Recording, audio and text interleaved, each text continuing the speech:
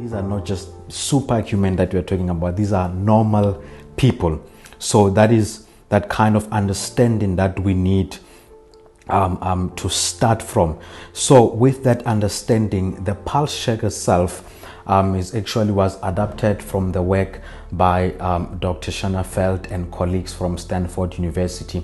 So in their study, what they did, they interviewed some healthcare workers during the beginning of the pandemic, and what they wanted to do was to understand and address some of the main sources of anxiety for healthcare workers during COVID-19. So from that work then, the Western Cape Department of Health looked at the work and then adapted to come up with this emotional well-being pulse check. So the aim of the emotional well-being pulse check, number one, is to measure the emotional well-being of our staff, to understand where are the levels of the emotional well-being of staff, what are the emotions that they're experiencing, how are they feeling.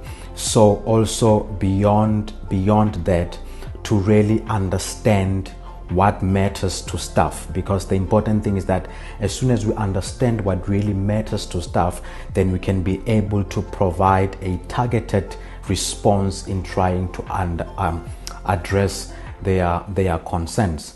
And looking at that, really the overall aim was to cultivate an environment and a culture within which healthcare workers feel protected, they feel supported, they feel cared for, and they are prepared to actually work within this fast-paced, vulnerable, uncertain, and rapidly evolving situation.